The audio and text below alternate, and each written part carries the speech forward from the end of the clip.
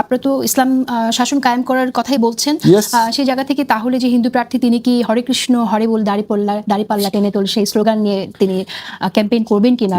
তাহলে ওই লোকটাকে যে নিচে উনি ওনার স্ট্র্যাটেজি ঠিক করবে। দাড়িপাল্লা মানেটা কি? দাড়িপাল্লাটা এই সিম্বল কি? ন্যায় বিচার। সেই ন্যায় বিচার কি হিন্দুর জন্য আলাদা, মুসলমানের জন্য আলাদা? ন্যায় বিচার সবার জন্য এক। The parameter is same. আল্লাহ বলছে মিজান। মিজান মানে কি? ন্যায় বিচার। আপনারা ইনক্লুসিভিটির কথা বলছেন, নারী কোনো প্রার্থী দিলেন না যে? আমি চাই আপনার মতো মেয়েরা সংসদে আসুক এবং আমি এটা জামাত ইসলামকে কনভয় করব। আমি জামাত ইসলামকে কনভয় করব। জেনারেশনের মধ্যে 53 বছরের তো গ্যাপ। তো যে লোকটার বয়স আজকে 70 বছর, 53 বছর যদি বাদ দেন তার বয়স তো 17 বছর ছিল। তাহলে বাংলাদেশ জামাত ইসলাম বা শিবির যারা করতেছেন আজকে নেক্সট জেনারেশন, তাদেরকে কি আপনি ওই 71 যে তরুণ যারা আছে তারাও কিন্তু 71-এর বাংলাদেশের ইতিহাস টানলেই কিন্তু পলাশী থেকে ইতিহাস টানতে চায়। না এটা বাংলাদেশের ইতিহাসে মুক্তিযুদ্ধের ইতিহাসটাকে তারা আপনি খালি পলাশী টানলে হবে না, ছোট করে পলাশী হবে না, হাজী শরীয়তুল্লাহ থেকে টানতে হবে। কিন্তু ওই জায়গায় আমি যাচ্ছি না। আমি আপনাকে যেটা বুঝাতে চাচ্ছি সেটা হচ্ছে 71 সাল আমাদের যে মহান স্বাধীনতা যুদ্ধ, এই যুদ্ধে যে জামাত ইসলাম পাকিস্তান ছিল, আর আজকে যে বাংলাদেশ জামাত ইসলাম, বাংলাদেশ ওন করে যে জামাত ইসলাম 1981 সালে গঠন হলো, তার আপনি সংবিধান থেকে শুরু করে সবকিছু পাশ করলেন, তার নিবন্ধন দিলেন।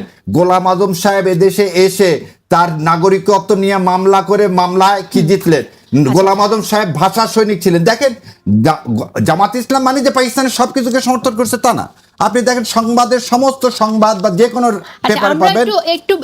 শেষ করে দিই 1 মিনিট লাগবে খালি। সুতরাং জামাত না, কাউকে ট্যাগ করেন না, রিকনসিলিয়েশন করেন। আওয়ামী লীগ বাদে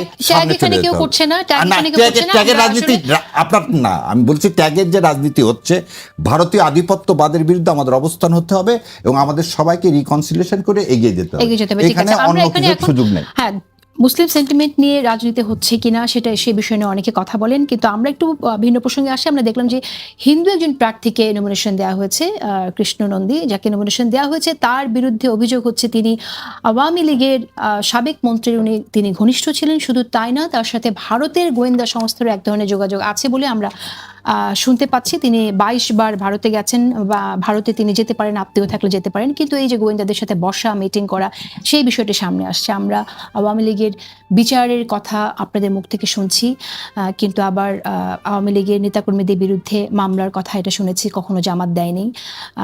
সর্বপ্রথম আমরা জামাতের আমিরের কাছ থেকে সাধারণ ক্ষমার কথা শুনেছি। এর বাইরেও আমরা শুনি যে আওয়ামী লীগের যারা আছেন এলাকায় তাদের বাড়িতে রাতের অন্ধকারে চাল দেবার কথা, এবং আওয়ামী লীগের ঘনিষ্ঠ লোককে আপনাদের নমিনেশন দিতে হলো। এই আওয়ামী বিরোধিতা আসলে কি অর্থ বহন করে? আপনার প্রথম প্রশ্নের উত্তর দিই। মামলা বাণিজ্যে যেমন আমার এখনো মনে আছে এক টক শোতে এই নীলুফার আপা বলছিলেন জামাত, এই আপনি যে প্রশ্ন করলেন একই প্রশ্ন করেন, জামাত তো কোনো মামলা দেয়নি, বিএনপি সব মামলা দিছে এবং তিনি বলছেন বেশিরভাগ আমি তার কথা কোট করতেছি, আপনার না, তার কথা কোট করতেছি, আপনি এটা দেখতেও পাবেন। বলছে বেশিরভাগ কিছু মামলা দিছে এবং বেশিরভাগ মামলায় ভুয়া, এই কথা বলছিল। তখন আমি বলছিলাম তাহলে যে মামলা দেয় সেই জানে কোনটা ভুয়া কোনটা ভুয়া না। জামাত ইসলামের কাজ মামলা দেওয়া না, জামাত ইসলাম মামলাবাজ না, মামলাবাজ হচ্ছে আওয়ামী লীগ। রাষ্ট্রের কাজ হচ্ছে কি করা? মামলা দেওয়া। পুলিশের কাজ হচ্ছে, আপা ভালো জানে, আমরা আইনের লোক, দুইটা জিনিস, একটা হচ্ছে এফআইআর থেকে মামলা হয়, আর একটা হচ্ছে আমাদের পিটিশন কেস থেকে মামলা হয়। এবং পিটিশন কেস দিবে হচ্ছে ভিকটিমের পরিবার, আর এফআইআর দিবে হচ্ছে পুলিশ। এবং আজকে একটু আগে যে বললেন ল অ্যান্ড অর্ডার সিচুয়েশন, আল্লাহর ইচ্ছায় 18 মাসে আমরা কেউ গুম হয়নি, 18 মাসে কাউকে আয়নাঘরে যেতে হয়নি। এই 18 মাসে অ্যাটলিস্ট এই সমস্ত টিভি চ্যানেলগুলোতে আমরা কথা বলতে পারতেছি প্রাণ খুলে, এবং এই যাওয়ার সময় এই ভয়টুকুন নাই যে রাস্তা থেকে আমাকে কেউ তুলে নিয়ে যাবে। এই যে একটা শান্তি, এই যে শান্তির মধ্যে আছেন আপনি, যে কথাটা এখন আর এক দিকে নিয়ে গেলাম, শোনেন, মামলা দেওয়া জামাতের কাজ না তো, মামলা দেওয়া পুলিশের কাজ, সরকারের কাজ। সেটা সে কাজটা কেন জামাত ইসলাম করবে? এবার আপনার মামলা দেবেন না, আপনি ভুক্তভোগী হলে তো ভুক্তভোগী পরিবার মামলা দিবে, সেটা তো ভুক্তভোগী পরিবার মামলা দিবে, হয় জামাত ইসলাম। এটা যে নোশনটাই খারাপ, এটা আওয়ামী লীগ নষ্ট করে দিয়েছে।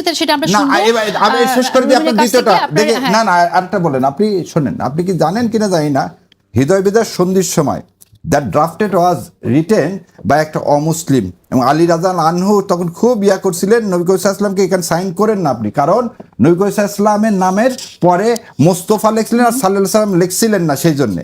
কিন্তু তারপরে নবী করিম সাল্লাল্লাহু আলাইহি ওয়াসাল্লাম সাইন করছিলেন। একটা লোকের বিরুদ্ধে যদি আপনার এরকম অবজেকশন থাকে, আপনি ভোট দিয়েন না ভাই। সেই লোকটা নন্দী যদি সত্যি ভারতের চর হয় আর জামাত ইসলাম ভুল করে, তাহলে আপনি তাকে ভোট দিয়ে না, ভোটের মাঝে আপনি জবাব দেন। এটা তো একটা সহজ ব্যাপার, এটা মানুষের উপর ছেড়ে দেন।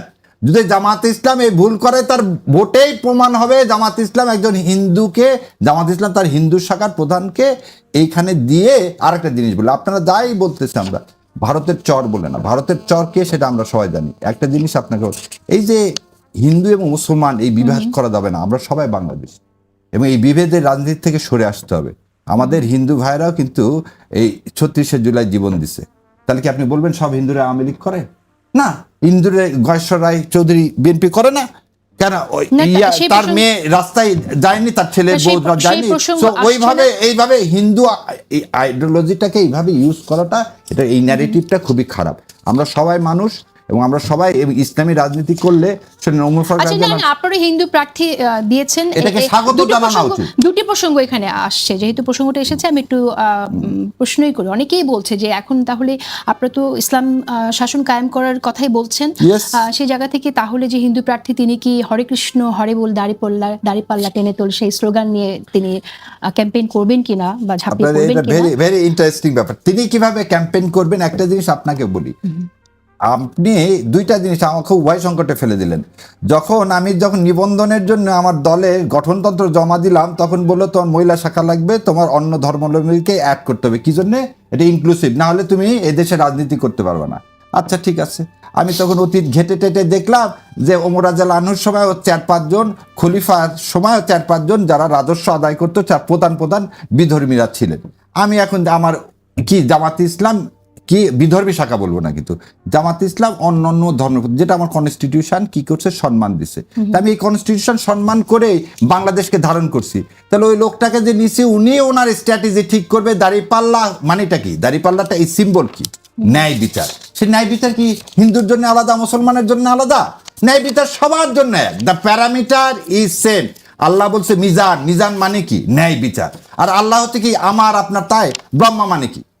আর আমি এই যে একটুকে শুরু করছিলাম যে পূজা রোজা, এটাকে আমি খুবই অপছন্দ করি। এই ধরনের কথা বলা উচিত না, এবং এটা আমার পার্সোনাল মত বলতেছি যে যারা এটা বলছে তারা ভুল করছে। ঠিক আছে, ধন্যবাদ আপনাকে। একটু ছোট করে একটু বলি যে আপনারা হিন্দু ভোট নেওয়ার জন্যই যদি দিয়ে থাকেন, সেটাও যদি শুনি যে হিন্দু ভোটারদেরকে আপনারা আশ্বস্ত করতে চান, তাদের জন্য আপনি ইসলাম কায়েম করবেন এবং তাতে তারা রক্ষা পাবে, এবং এটা ইসলামের বাণী, অন্য ধর্মাবলম্বীদের রক্ষা করা। ঠিক আছে, এটা কোনো অন্যায় না। আপনারা ইনক্লুসিভিটির কথা বলছেন, নারী কোনো প্রার্থী দিলেন না যে? এটা খুব ভালো কথা বলছেন বোন। আমি চাই আপনার মতো মেয়েরা সংসদে আসুক, এবং আমি এটা জামাত ইসলামকে কনভয় করবো। আমি জামাত ইসলামকে কনভয় করবো। না শোনেন না বোন, শোনেন। আমি বোন আপনাকে প্রথম দিন থেকে বোন বোন বলি, এবং আপনি যত সুন্দর ভোকাল, আমার ইনশাল্লাহ আমি আল্লাহর কাছে দোয়া করি আপনার মতো মেয়েরা জামাত ইসলামের হয়ে সংসদে আসুক, এবং ইনশাল্লাহ সে দোয়া যেন আল্লাহ কবুল করে, এবং আপনি জামাত ইসলামের হয়ে যেন সংসদে আসেন, সেজন্য আমি খাস করে দোয়া করব। এবং আমি জামাত ইসলামের আমির জামাতকে এই কথাটা অবশ্যই পৌঁছাবো যে আপনার মতো মেয়ে, এত সুন্দর জ্ঞানী মেয়েদেরকে বাইরে রাখা ঠিক হবে না, এনাদেরকে সংসদে নিয়ে আসতে হবে ইনশাল্লাহ। সাংবাদিকতা করবে কি? না সাংবাদিকতা, আমার বোন তখন বোন একটা জায়গায় আইন তৈরি হোক, তারপরে না বোন, আমি আমার বোন হিসাবে আমি চাই আমার বোন আসুক সংসদে। না প্রশ্ন এড়িয়ে যায়নি কেন? না, নারী প্রার্থী এখন তো আমাদের প্রার্থী কনফার্ম হয়নি। আর বললাম তো আপনারা, সেই জন্যই বললাম এখনো সুযোগ আছে ইনশাল্লাহ। আপনাকে চাইলে দিব, আপনি চাইবেন না, আপনাকে যাতে নিয়ে যাওয়া হয় সে ব্যবস্থা করা হবে ইনশাল্লাহ। সর্বনাশ।